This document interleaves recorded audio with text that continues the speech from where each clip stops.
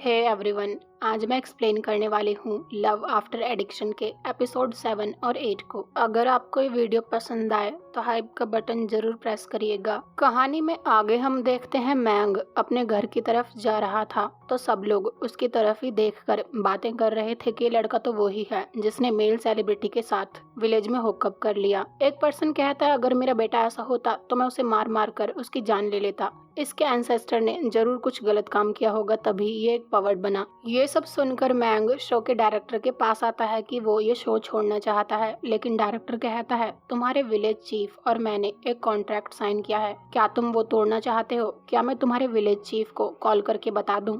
अगले सीन में वो सब साथ में ग्रुप डिनर करते हैं जहां ईरैन योकी के फेस पर लगी चोट को देखकर कहता है ये कैसे लगी? तो योकी बोलता है मैं लैंप पोस्ट से टकरा गया था। शूचे के फेस पर भी चोट लगी थी तो मैंग उससे पूछता है ये कैसे हुआ? तो शूचे कहता है मैं ट्रेनिंग करते टाइम गिर गया था। ईरैन योकी से कहता है ऐसा लग रहा है तुम ठीक से रेस्ट नहीं कर रहे हो, मेरे पास स्लीपिंग ऑयल है, क्या मैं रात को तुम्हें भिजवा दूं? लेकिन योकी मना कर देता है, पर फिर वो कुछ सोचकर ईरैन से कहता है ठीक है, आज रात मैं तुम्हारे प्लेस पर आऊंगा, क्या तुम मुझे मसाज भी दे दोगे? तो ईरैन भी मान जाता है। अगले सीन में ईरैन रात को रेडी होकर योकी के आने का वेट कर रहा था, लेकिन वो खुद से पूछता है मैं ये सब क्या कर रहा हूँ। तभी वहाँ शूचे की एंट्री होती है और ईरैन को ऐसा लगता है कि योकी आ चुका है। जहाँ वो कुछ बोलता कि तभी शूचे उससे कहता है क्यों, क्या तुम मुझे देखकर डिसअपॉइंट हो गए? उन दोनों के फेस बहुत क्लोज थे तो ईरैन कहता है तुम ये क्या कर रहे हो? शूचे कहता है मैं आज तुम्हें पनिश करके बताऊंगा कि एक पर्सन के लिए डिवोटेड होना किसे कहते हैं। दूसरी तरफ मैंग कपड़े पैक कर रहा था तभी योकी वहाँ आकर कहता है तुम ये क्या कर रहे हो? लेकिन मैंग उससे कहता है क्यों, क्या तुम मसाज लेने नहीं गए? पर योकी बोलता है तुम मुझे अपने घर से बाहर निकाल रहे हो, राइट? मैंग हाँ बोलता है, लेकिन फिर वो कबर्ड बंद कर देता है। योकी कहता है मैंने कबर्ड के अंदर क्या है वो सब कुछ देख लिया है। तो मैंग बोलता है हाँ, जब से तुमने डेब्यू किया है मैं तब से तुम्हारा फैन हूँ और तुम मेरे क्लासमेट थे, इतना तो मैं तुम्हारे लिए कर ही सकता हूँ। पर योकी कहता है फिर तुम ये सब छुपा क्यों रहे थे? तुम गिल्टी फील करते हो, राइट? लेकिन मैंग मना करता है। तो योकी कहता है अगर ऐसा नहीं है तो मेरी तरफ देखो। मैंग उसकी तरफ देखता है तो योकी उसे डायरेक्टली किस कर लेता है, लेकिन मैंग उससे अपने आप से दूर करता है। योकी बोलता है ये तो क्लियर है कि तुम्हारे दिल में मेरे लिए फीलिंग्स हैं, पर तुम्हें डर किस बात का है? ये सुनकर मैंग कहता है मुझे डर है कि मैं अपने फादर को डिसअपॉइंट कर दूंगा, स्ट्रीट पर लोग मुझ पर उंगली उठाएंगे और मेरे लिए बुरा भला बोलेंगे, मुझे पवर्ड कहलाने का डर है, जैसा आज मेरे साथ हुआ था। ये बोलकर वो वहाँ से चला जाता है। उसके जाने के बाद योकी अपने मन में सोचता है क्या मैंने उसे डराकर अपने आप से दूर कर दिया? मैं इतना सेल्फिश तो नहीं हो सकता। ये सोचकर वो अपना सामान पैक करना कंटिन्यू रखता है। जहाँ तभी उसे उसके मैनेजर की कॉल आती है जो उससे पूछता है तुम कैसे हो?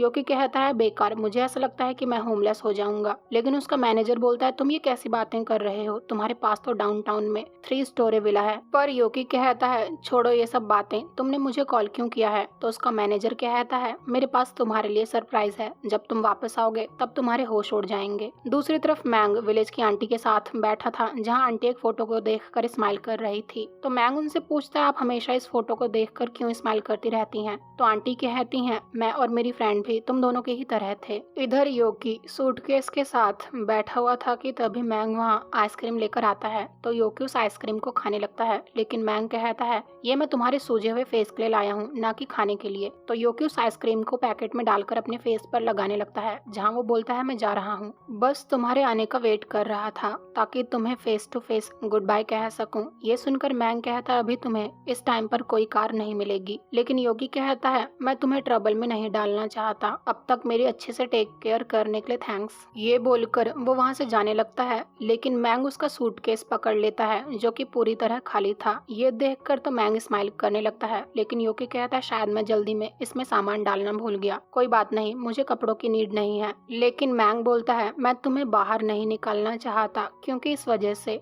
प्रोडक्शन टीम को प्रॉब्लम होगी, लेकिन हमारे बीच एक डील रहेगी, हम दोनों अलग अलग बेड पर सोएंगे और तुम मुझसे अब से 2 मीटर दूर रहोगे। तो योकी भी उससे प्रॉमिस कर देता है। रात को वो 2 मीटर डिस्टेंस मेजर कर रहा था, जहाँ वो कहता है इस तरह तो मुझे लिविंग रूम में सोना पड़ेगा। लेकिन मैंग अपने आप से बातें कर रहा था, क्या मुझे और ब्रेव बनना होगा? तो योकी भी साइड में बैठकर उसकी बातें सुनने लगता है। अगले दिन वैरायटी शो की शूटिंग कंटिन्यू होती है, जहाँ वो ट्रेजर हंट फॉर लव नाम का गेम खेलने वाले थे। ये एक तरह का कंपटीशन था जहां 15 ट्रेजर स्पॉट्स जंगल में छुपा रखे थे, जिनमें से हर बॉक्स में गोल्ड कॉइन निकलना था, जिसे एक्सचेंज करके लव बक्स मिलना था। जिसके पास सबसे ज्यादा कॉइन होंगे उसे 10,000 love bucks as a bonus मिलेंगे, और ये बक्स वो लनवान विलेज के बच्चों के लिए स्पेंड करने वाले थे। हर कोई अपने अपने पेयर के साथ चला जाता है। जहाँ योकी का पेयर शियांग उसके साथ नहीं जाता, तो योकी अकेले ही चला जाता है, जहां वो जल्दी जल्दी ट्रेजर बॉक्स ढूंढ रहा था। पर एक ट्रेजर बॉक्स को ट्री से नीचे निकालते टाइम उसका वॉकी टॉकी वहीं पर गिर जाता है, जिसे योकी नोटिस नहीं कर पाता। वहीं दूसरी तरफ सब अपने पेयर के साथ वापस आ गए थे, लेकिन योकी अभी तक नहीं लौटा था। जहां मैंग डायरेक्टर से बोलता है योकी अभी तक नहीं आया है, तो डायरेक्टर कहता है वो जीतने के लिए ट्रेजर बॉक्स फाइंड कर रहा होगा। जब डायरेक्टर मैंग की बात ना सुनकर आराम से बैठा रहता है, तो मैंग योकी से वॉकी टॉकी पर बात करता है, लेकिन योकी के पास तो वॉकी टॉकी था ही नहीं, तो वो किसी को कुछ रिप्लाई नहीं कर पाता।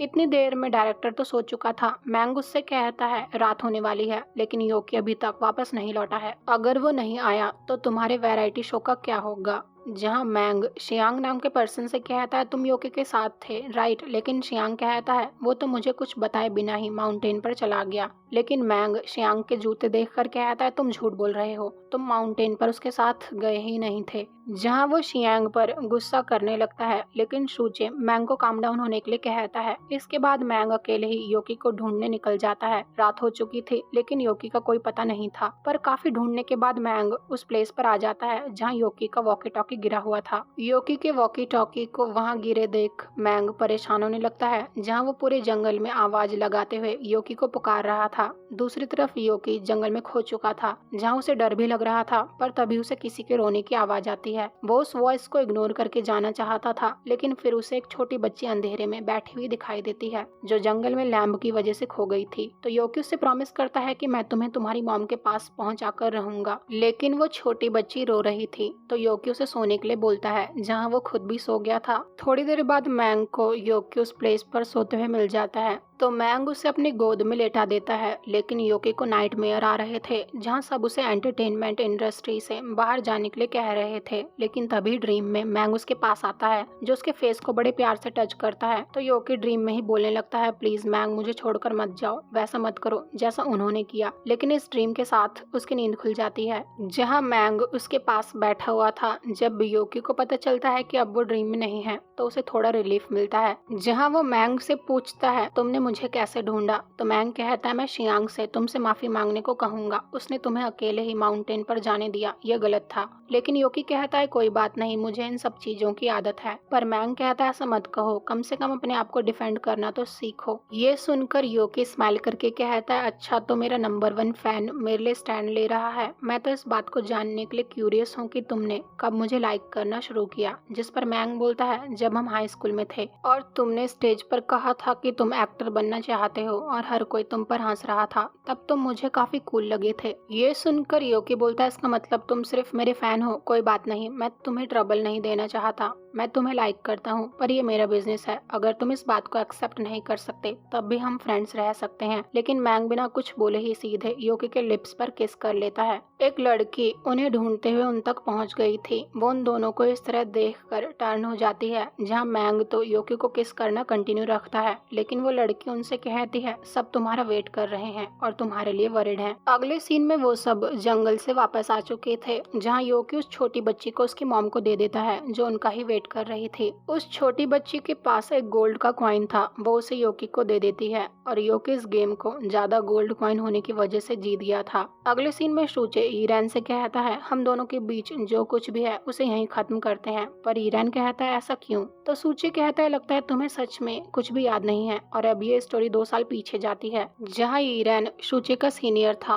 और उन दोनों ने साथ में नाइट स्पेंड करी थी। प्रेजेंट में शूचे कहता है वो मेरा फर्स्ट टाइम था और उसके बाद तुम पूरी तरह गायब हो गए। तुम्हें क्या लगता है मैं सच में तुम्हें लाइक करता हूँ? मैं तो तुम्हें बस सबक सिखाना चाहता था कि दूसरों के साथ खेलना कैसा होता है। अगले दिन मैंग योकी को कॉफी पीने के लिए देता है तो योकी कहता है तुम खुद ही मुझे कॉफी पिला दो, जहाँ मैंग उसे कॉफी पिलाने लगता है। इसके बाद वो योकी से पूछता है तुम खाने में क्या खाओगे। योकी सी फूड खाने की मांग करता है तो मैंग कहता है ठीक है, वैसे भी हमारे विलेज का सी फूड इतना नहीं बिक रहा है, तो तुम्हें जितना सी फूड खाना है खा लेना। हमारे विलेज की सी फूड की क्वालिटी अच्छी है, लेकिन प्राइस हाई होने की वजह से कोई भी उसे बाय नहीं करना चाहता। ये सब सुनकर योकी के दिमाग में एक आइडिया आता है, जहाँ वो मैंग को शर्टलेस करवाकर सी फूड होल्ड करने के लिए कहता है और उसकी वीडियो बनाने लगता है, जहाँ वो सी फूड से ज्यादा मैंग के एब्स की वीडियो बना रहा था और फोटो क्लिक कर रहा था। ये सब देखकर मैंग कहता है मैंने तुम्हें सी फूड की फोटो क्लिक करने के लिए बोला था, ना कि मेरी, अभी इसे डिलीट करो। लेकिन योकी तो अपना फोन लेकर भागने लगता है, जहाँ मैंग योकी से उसका फोन लेने लगता है और इसी चक्कर में वो एक दूसरे के बहुत क्लोज आ जाते हैं और ये एपिसोड यहीं पर एंड हो जाता है। मिलते हैं अगले एपिसोड में। Thank you so much for watching.